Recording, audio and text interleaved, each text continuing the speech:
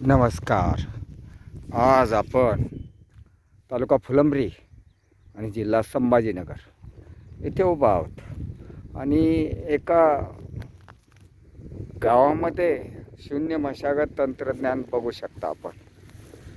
इथं बघा, पहिल्या बेडवर आपण अशा प्रकारची कापणी गवताची करून खाली टाकलेली आहे.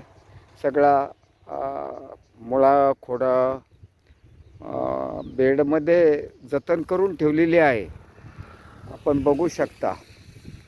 आणि गेल्या वर्षीचा हा साधारण बेड आहे आणि बेडची नूतनीकरण करून घेतलेलं आहे.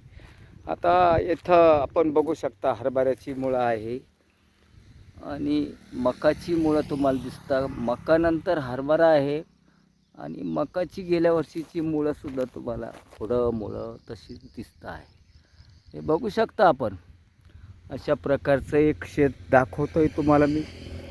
गेल्या वर्षीचे बेड कायम ठेवून त्याला नूतनीकरण करून आणि जागेवरच त्याला मुळांचं आणि खोडांचं विसर्जन व्हावं.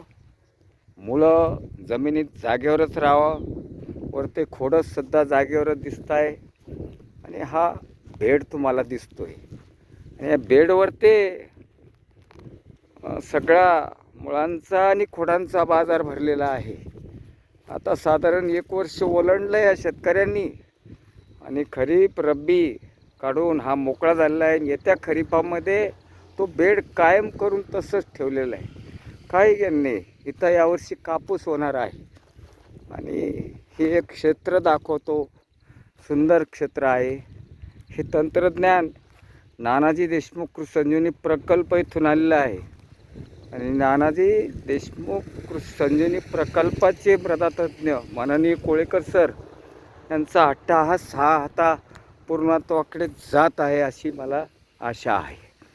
आणि यामध्ये आमचे वरिष्ठ शास्त्रज्ञ डॉक्टर पवार सर, डॉक्टर झाडे सर, त्यानंतर आमचे गुरुवर्य डॉक्टर तुकारामजी मोठे सर यांचा मोठ्या प्रमाणात सहभाग आहे. ते येऊन समजून सांगतात शेतकऱ्याला सुद्धा. आणि जर शास्त्रज्ञ वरिष्ठ अधिकारी हे जर सांगत असेल तर शेतकरी अजून कव्हर होतो, अजून त्याला जिज्ञासा मिळते. आमच्या उपविभागीय कृषी अधिकारी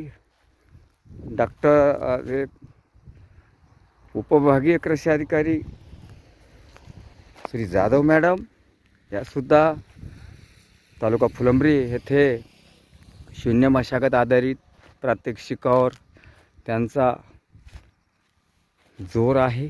आणि ते कृषी सहाय्यक, कृषी पर्यवेक्षक, मंडळ कृषी अधिकारी, तालुका कृषी अधिकारी यांना दर मीटिंगला समजावून सांगता की शून्य मशागत क्षेत्र वाढवा आणि अशा प्रकारे काम करा हे. आणि हे तंत्रज्ञान आता फुलंब्री तालुक्यात चांगल्या प्रकारे जोर धरलेला आहे. चांगल्या प्रकारे क्षेत्र वाढतं आहे आणि हे काम चालू आहे. एक साधारण छोटंसं प्रात्यक्षिक तुम्हाला दाखवण्याचा प्रयत्न केला. मी नानाजी देशमुख कृषी संजीवनी प्रकल्पाचा तंत्र समन्वयक श्री गुलाबराव खंडागळे. आणि हे एक चांगलं काम झालेलं आहे. प्रत्यक्ष बघू शकता. इथं सगळ्या वेब तयार झालेल्या आता बेडमध्ये आणि चालू आहे काम यांचं. जसं आहे तसंच जीवसृष्टीला आपण ठेवून पिकाचे उत्पादन काढत आहे. धन्यवाद. नमस्कार.